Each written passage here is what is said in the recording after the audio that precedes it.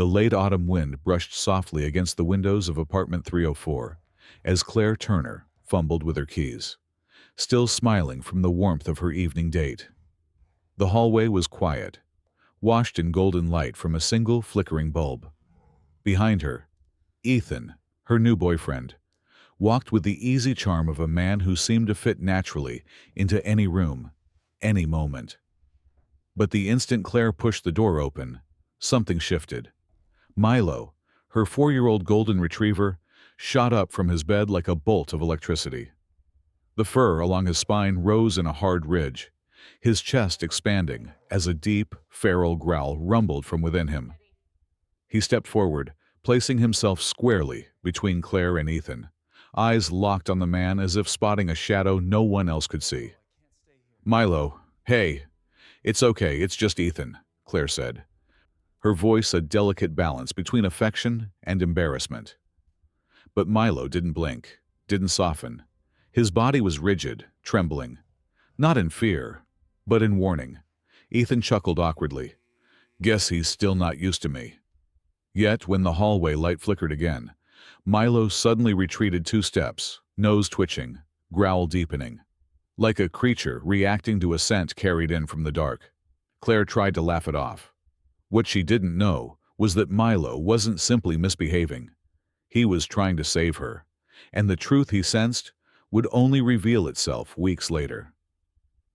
Before Ethan entered her world, Claire's life had flowed with a gentle, deliberate rhythm. Simple, predictable, and stitched together by the presence of one constant companion, Milo. At 29, Claire worked as an interior designer for a small boutique firm on the outskirts of the city. Her days often ended late, filled with fabric samples, color palettes, and clients who wanted cozy but modern, or minimalist but still warm. But no matter how exhausting the day had been, the moment she turned the key to her apartment, everything softened. Milo would trot toward her, tail sweeping the air like a golden banner, his warm eyes glowing with pure recognition, as if she were the only person in the world he'd been waiting for. Claire always said Milo was the best decision she'd ever made. 2 years earlier, she had found him at a local rescue shelter, skinny, anxious, and heartbreakingly gentle. The shelter workers told her he'd been abandoned in a parking lot, tied to a shopping cart with a frayed rope. He had trust issues, they warned. He'd need time. Claire didn't mind. She had trust issues too. Her last relationship had been a tangle of manipulation wrapped in warmth. A relationship that tore her confidence apart so quietly, she didn't notice the damage until she'd left. The emotional bruises lingered. Milo, with his unwavering loyalty, became the antidote she never knew she needed. Morning jogs together, breakfast on the sunny balcony, evenings with soft music, and Milo resting his head on her lap while she sketched designs. In that tiny apartment with creaking floors and mismatched furniture, she felt safe. Milo seemed to sense everything. Her stress, her loneliness, the nights old memories tried to claw back into her chest. On those nights, he would curl up beside her, letting his steady breathing lull her to sleep. So when Claire eventually decided she might be ready to open her heart again, it was Milo she worried about. How would he react? Would he feel replaced? Little did she know. Milo wasn't afraid of losing her.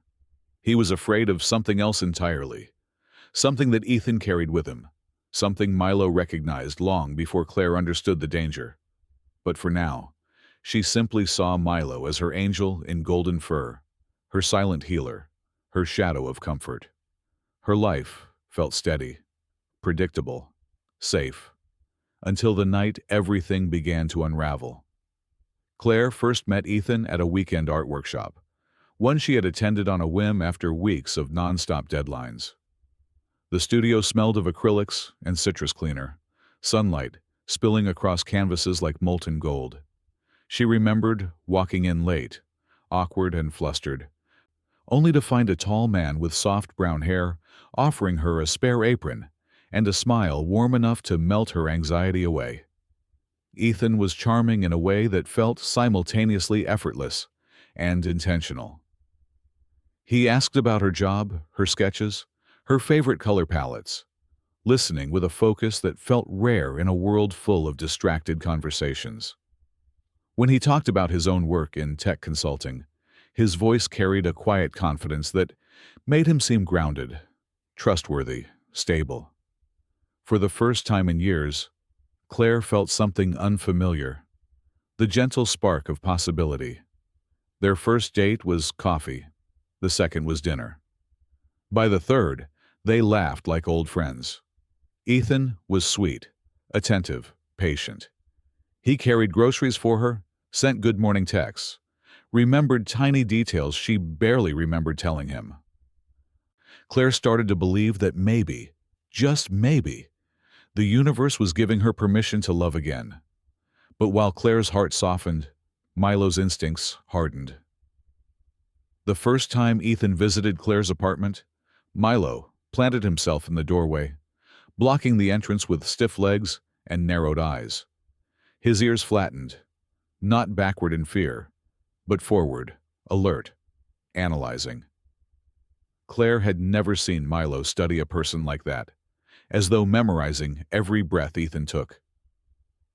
"Oh, hey there, buddy," Ethan said with a friendly tone, extending his hand slowly.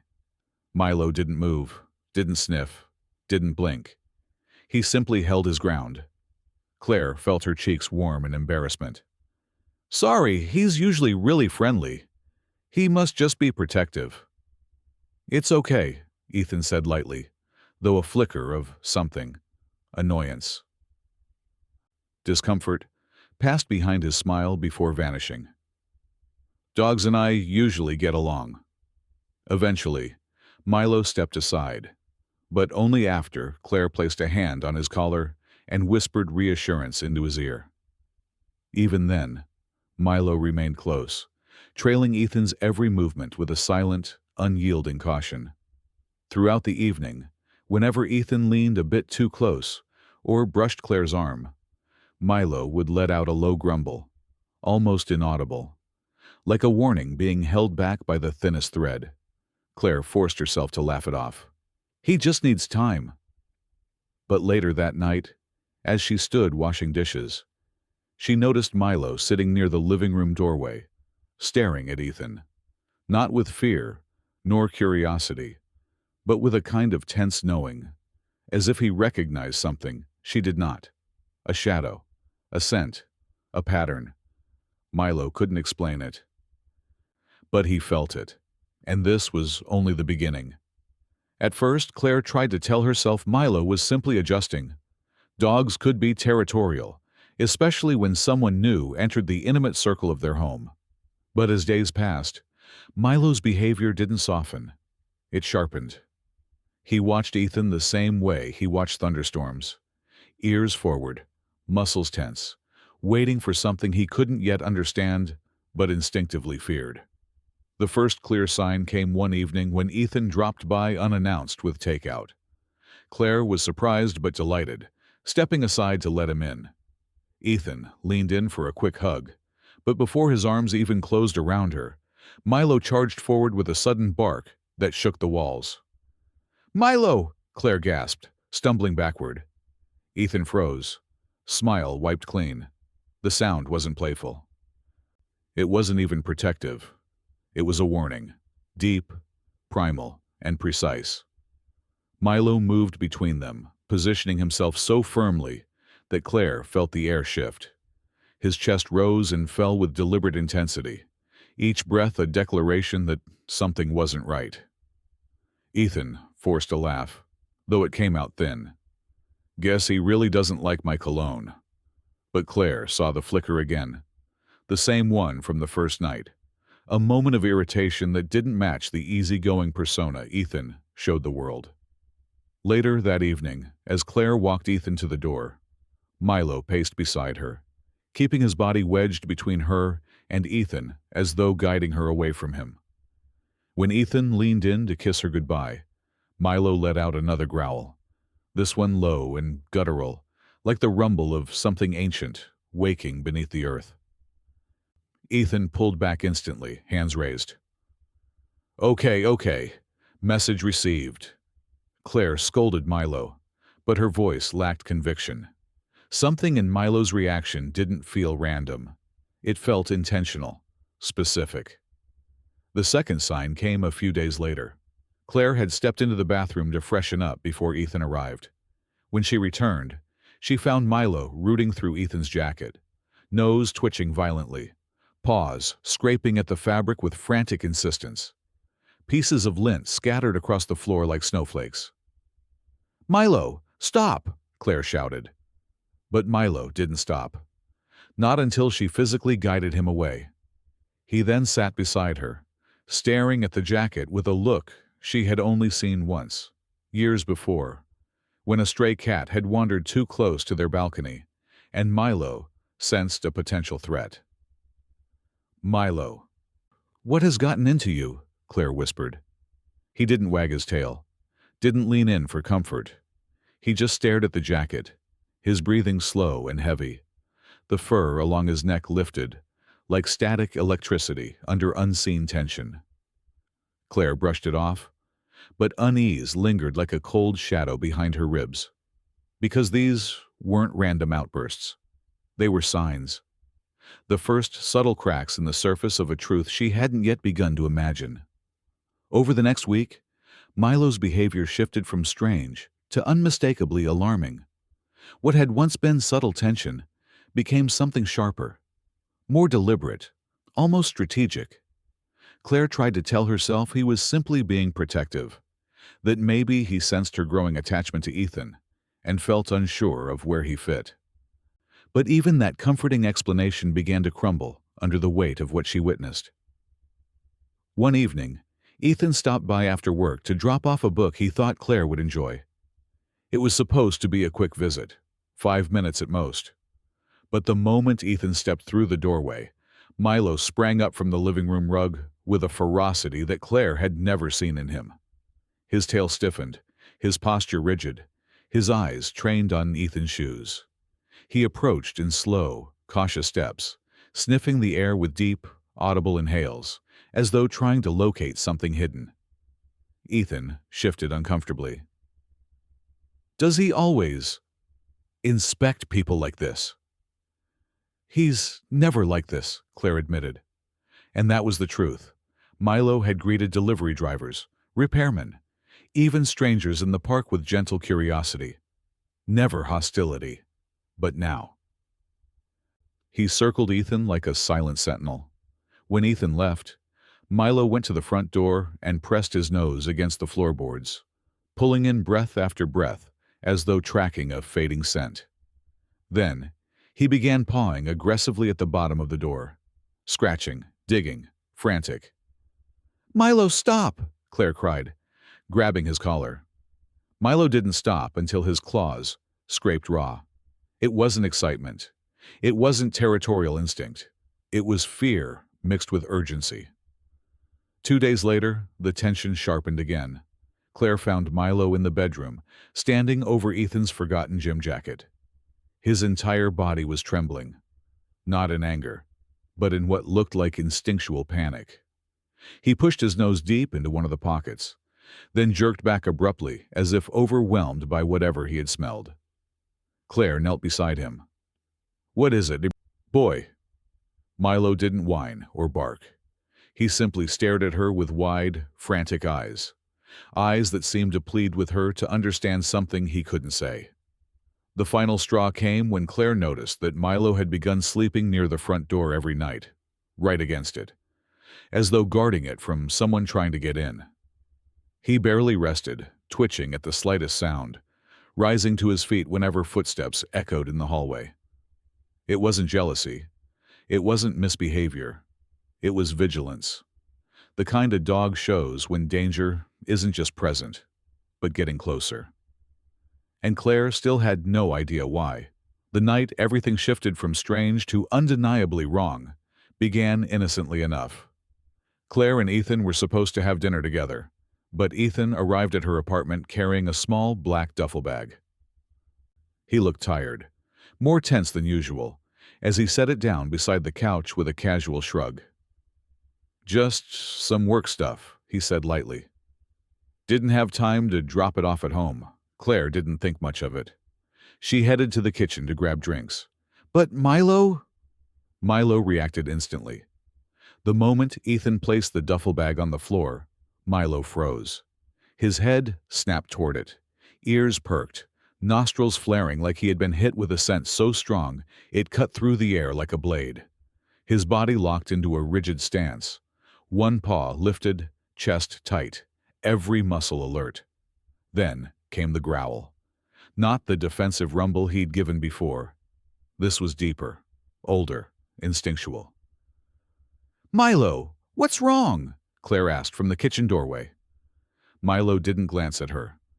His eyes stayed glued to the bag as he slowly backed away, hackles rising inch by inch. His tail lowered slightly, not in submission, but in a cautious evaluation, like a soldier retreating from a tripwire no one else could see. Ethan stepped toward the bag, and Milo's growl erupted into a sudden, sharp bark, so loud Claire nearly dropped the glasses in her hands. "Whoa! What is his problem?" Ethan snapped, irritation flashing across his face before he covered it with a forced laugh. "Seriously, Claire, your dog hates me." Claire rushed over, placing a calming hand on Milo's back. But his body was trembling, tiny, rapid quivers that vibrated through his spine.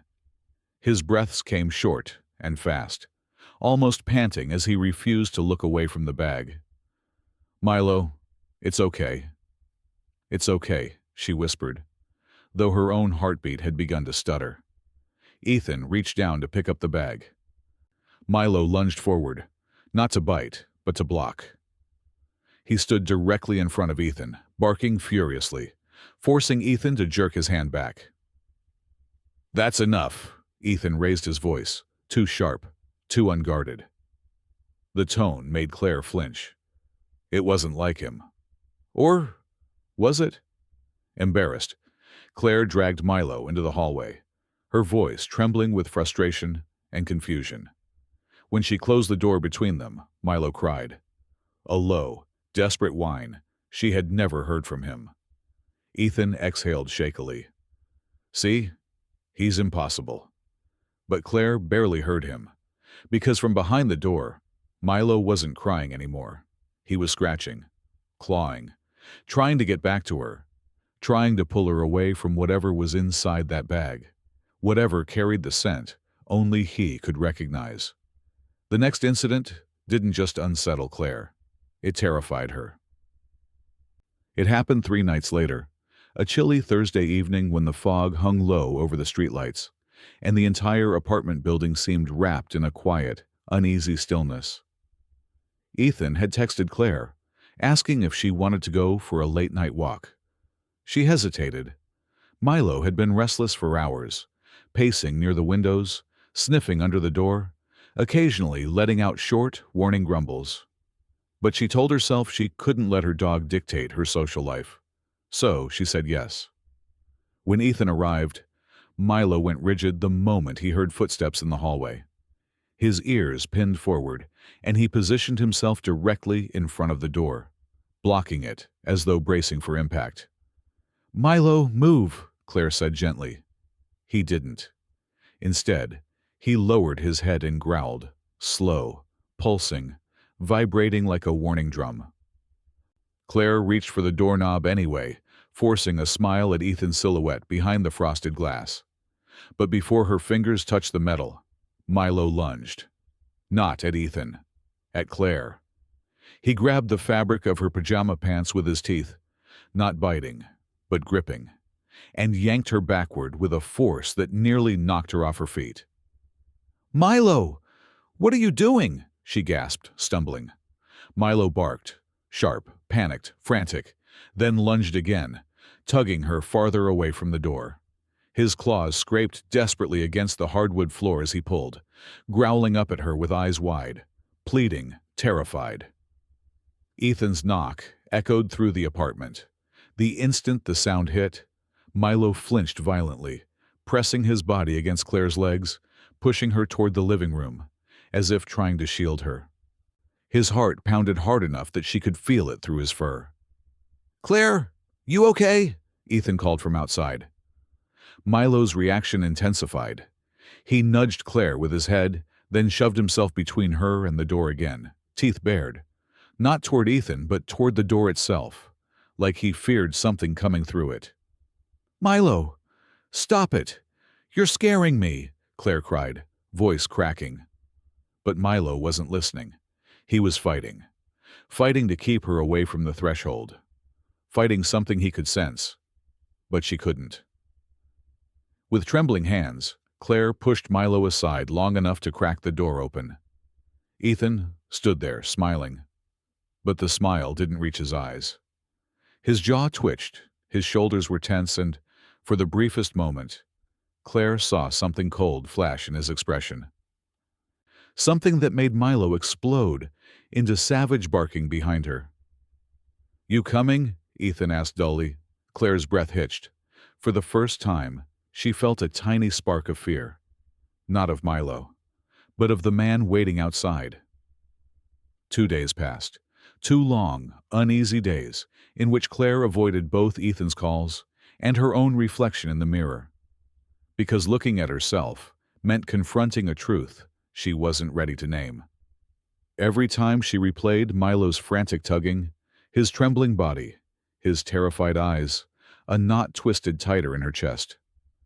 One afternoon, desperate for fresh air, she took Milo for a walk around the neighborhood park. The late autumn sun cast soft light over fallen leaves, and for the first time in days, Milo seemed calmer. He trotted at her side, occasionally nudging her hand with his nose, as if checking she was truly okay. Claire exhaled. "Maybe I'm just overthinking," she murmured. But the universe had other plans. As they rounded a quiet corner near an old oak tree, a woman sitting on a bench suddenly looked up and froze. Her eyes zeroed in on Milo, not in fear, not in surprise, but in recognition. "Excuse me," the woman called, standing abruptly. "Your dog. Is his name Milo?" Claire stiffened. "Yes. Do we know each other?" The woman approached slowly, studying Milo with an intensity that made Claire's skin prickle. Milo, on the other hand, reacted with shockingly fierce caution, ears back, low growl rumbling, body shifting to stand protectively in front of Claire. The woman raised her hands, palms open. "It's okay. I won't come closer," she swallowed. I think I know why your dog is acting this way." Claire blinked. "What? Why?" The woman hesitated, glancing around as though afraid to be overheard. "Are you dating a man named Ethan?" The world seemed to tilt. Claire felt her breath catch. "Yes," she said slowly. "How do you—" The woman exhaled shakily, tears gathering in her eyes. "My daughter dated him last year. She's in police protection now." Milo's growl deepened.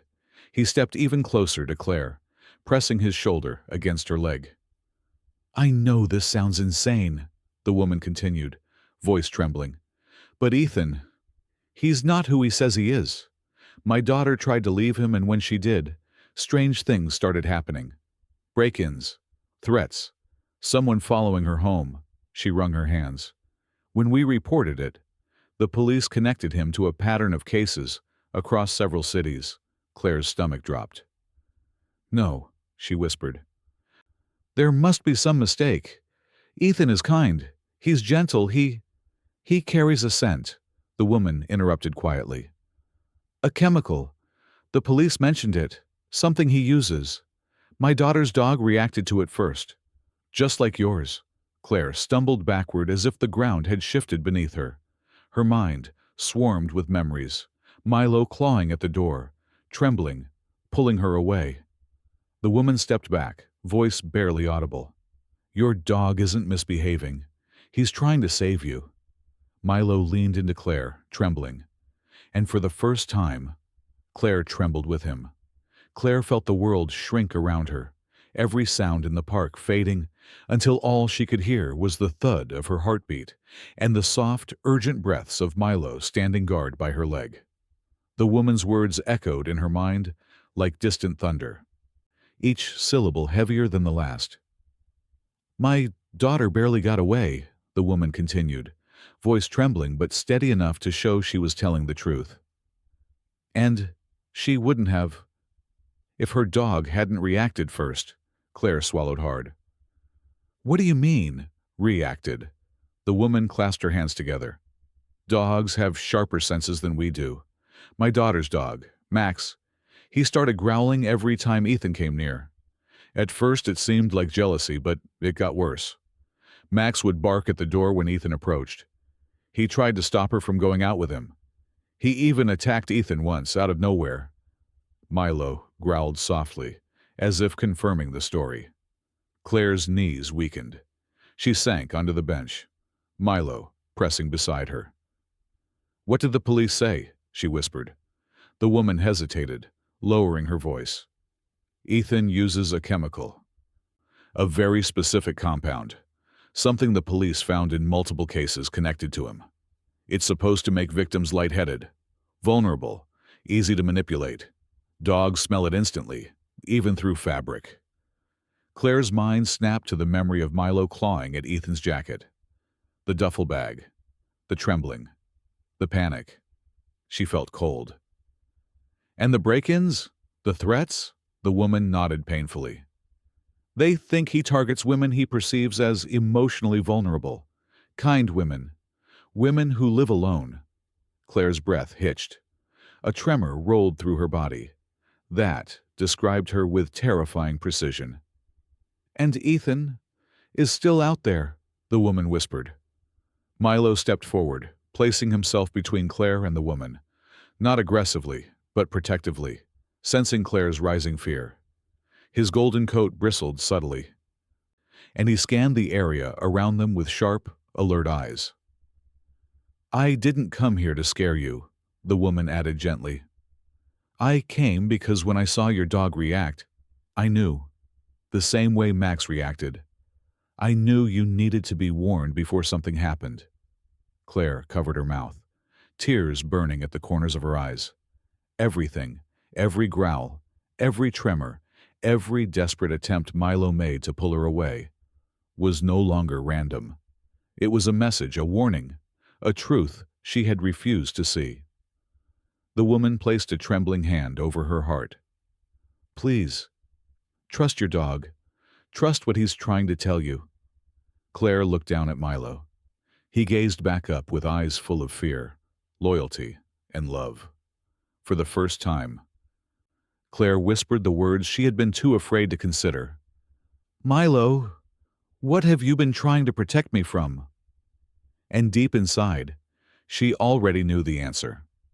That night, Claire couldn't sleep. She sat on the couch with Milo curled tightly against her side, his warm body pressed close, as if physically anchoring her to safety. The apartment was silent, but Claire's mind was a storm. Flashes of memories, red flags she had brushed aside, all crashing together with the woman's warning. Just after 11 p.m., there was a soft knock at the door. 3 gentle taps. Familiar, practiced. Claire froze. Milo's head jerked up instantly. His ears sprang forward, his entire frame going rigid. A low rumble built in his chest, a sound so deep it vibrated through the couch. "Claire, it's me," Ethan's voice called from the hallway. I just want to talk." Her blood turned to ice. Milo growled louder, stepping off the couch and placing himself between her and the door, muscles coiled, tail stiff, a guardian ready to fight. Claire didn't answer. Couldn't. Ethan tried the handle. The deadbolt clicked. "Claire, come on, we're adults, don't play games," he said, voice sharper, thinner. Milo's bark exploded, furious, protective, echoing off the walls. "Claire, open the door!" Ethan slammed a fist against it. Milo lunged forward, barking with such force the door rattled. His claws scraped the floor as he positioned himself directly under the handle, ready to defend. Claire's trembling hands fumbled for her phone. As she dialed 911, Ethan's tone shifted. Dark, low, venomous. "You think your dog is going to protect you?" he hissed through the door. Milo barked again, one savage, thunderous roar that shook Claire to her core. He wasn't afraid. He wasn't uncertain. He was defending her with everything he had. Footsteps thudded rapidly down the hallway, Ethan leaving. Or regrouping. The dispatcher instructed Claire to stay put. Police were on their way. But moments later, the doorknob twitched again. This time, Milo reacted before Claire even registered the sound. He sprinted toward her, nudged her backward, forcing her into the bedroom. Then he stood in the doorway, body blocking her, barking with relentless fury. He refused to move, even when something metallic scraped outside, as if someone were trying to pick the lock. Claire sobbed silently as she clutched Milo's fur, her heartbeat wild. Then, sirens, shouts, footsteps. The hallway erupted with police voices. And only then did Milo step back, trembling with adrenaline, but still standing tall, still watching the door. He hadn't just warned her. He had saved her. The hallway, outside Claire's apartment, was a storm of flashing lights and urgent voices. 2 officers escorted Ethan away in handcuffs, his face twisted in anger and humiliation. Even as they pulled him toward the elevator, he craned his neck back to look at Claire, an expression filled with something cold and venomous. "You have no idea what you ruined," he hissed. Milo growled so fiercely, the officers tightened their grip on Ethan, dragging him out of sight. Inside the apartment, Claire sat on the floor, shaking uncontrollably. Milo pressed himself against her, his chest rising and falling with heavy breaths. His body was warm, solid, her only anchor in a night that had turned into a nightmare. One of the officers, a middle-aged woman with kind but serious eyes, knelt beside Claire. "You're safe now," she said softly. "But you need to understand what was happening." Claire's throat tightened. "Please, just tell me." The officer exchanged a grave look with her partner. "Ethan is a suspect in several ongoing cases," he said. "Cases involving break-ins, identity fraud, and—" He hesitated. "Targeted attacks against women he was dating." Claire felt her stomach twist. The female officer continued. "When we searched him downstairs, we found a vial of a chemical compound in his jacket. It's a sedative, mild enough that it doesn't knock someone out immediately, but strong enough to disorient them." Claire's breath hitched. The duffel bag. "Milo! He reacted so violently to it." "Yes," the officer nodded. "Dogs have incredibly sensitive noses. Your dog probably smelled the compound every time Ethan was near you. That's why he kept trying to pull you away." Claire covered her mouth, tears spilling down her cheeks. The male officer lifted the small evidence bag containing Ethan's tools. Lockpicks, gloves, a miniature crowbar, even a universal apartment key card. "He planned to come inside tonight," he said quietly. "With or without your permission." Claire nearly collapsed. Milo immediately rose, circling her, nudging her shoulder, licking her trembling fingers as if urging her to breathe. Then the officer said the words that would stay with her forever. "Your dog saved your life. If he hadn't reacted when he did, we don't want to think about what could have happened." Milo sat down in front of her, upright, alert, watching her face with gentle, unwavering devotion. Claire wrapped her arms around him, burying her face into his fur. All the growls, all the warnings, all the attempts to protect her. They weren't overreactions. They were pure, unfiltered instinct. A dog's instinct that saw the truth long before she could. And for the first time since Ethan entered her life, Claire finally understood. The days following Ethan's arrest unfolded like a slow exhale, long, trembling, and filled with the fragile quiet that comes after a storm strong enough to reshape the landscape of someone's life. For the first time in weeks, Claire woke to sunlight instead of fear. The apartment no longer felt like a fragile shell she needed to defend. The shadows didn't seem alive anymore. And yet, deep inside her, the fear hadn't fully evaporated. Trauma has a way of leaving fingerprints. But through every moment of uncertainty, Milo never left her side.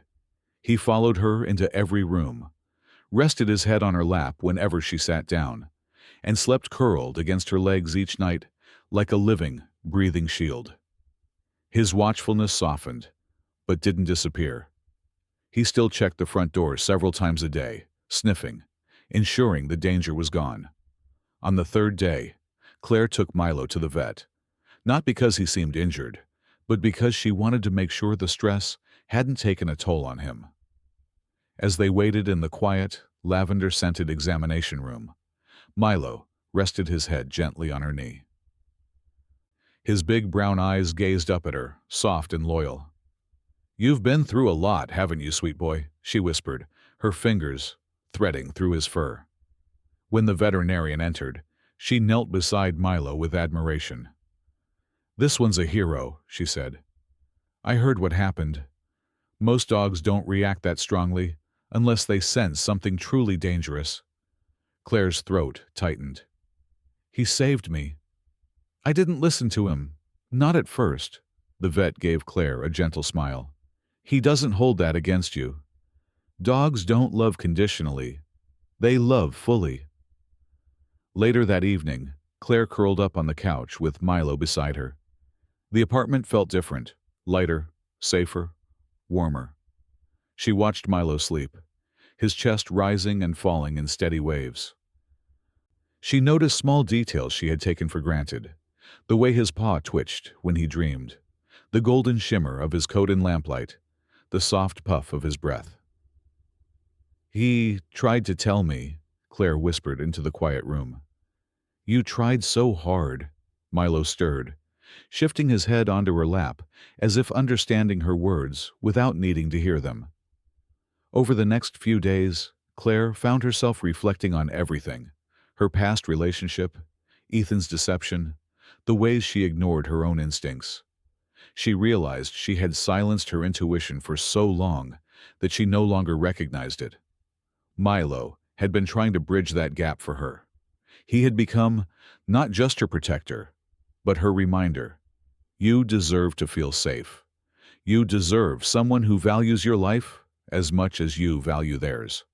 One afternoon, as they sat together on the balcony watching the late autumn light fade into gold, Claire leaned down and pressed a soft kiss to Milo's head.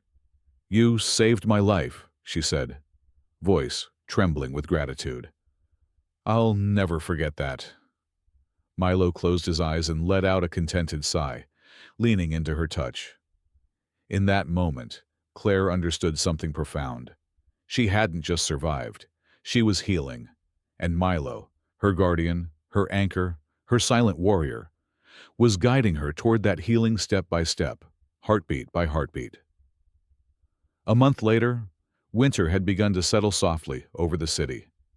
The trees outside Claire's new apartment stood bare against the pale morning sky, and the air carried the crisp scent of snow waiting to fall.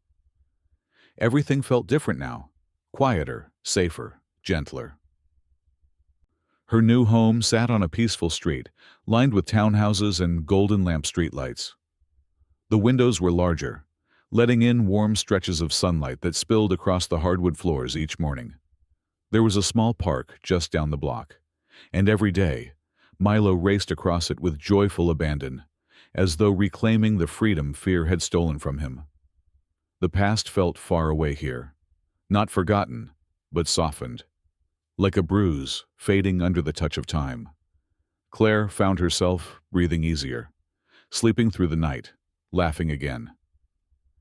One Saturday morning, as sunlight filtered through sheer curtains, Milo trotted into the living room, carrying something in his mouth.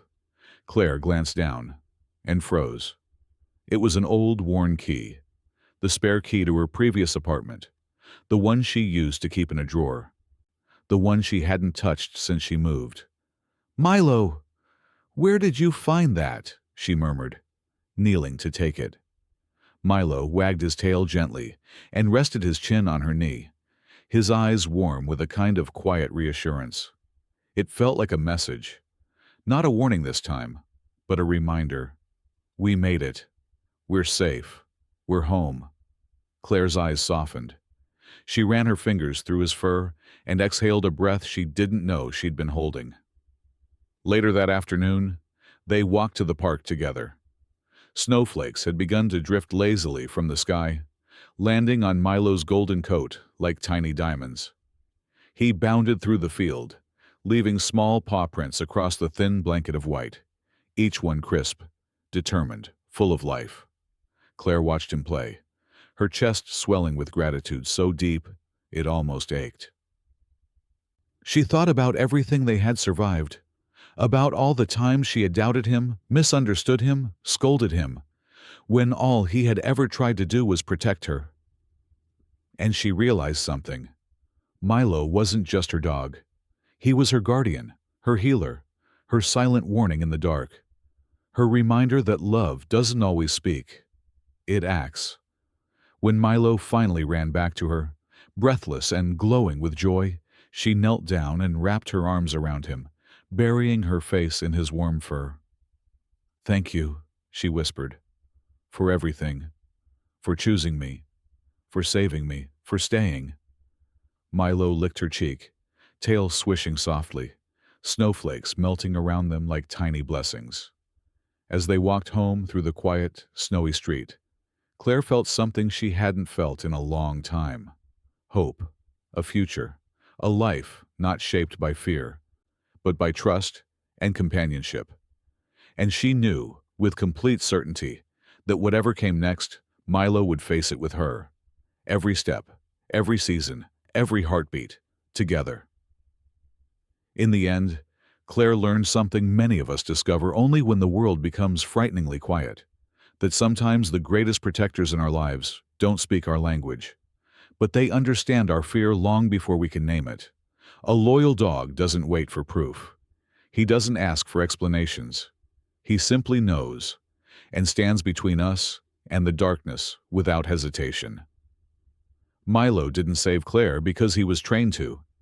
He saved her because he loved her. And love, pure, instinctive, unconditional, can sense danger even when our hearts are too hopeful to see it. If this story touched your heart, take a moment to look at the animals in your life a little differently. Their instincts are not just reactions. They are warnings, promises, and sometimes the very reason we make it through the night. And if you'd like to hear more stories like this, stories of courage, loyalty, and the silent miracles of the animal world, we invite you to like, share, and subscribe, because every paw print carries a story, and some stories save lives.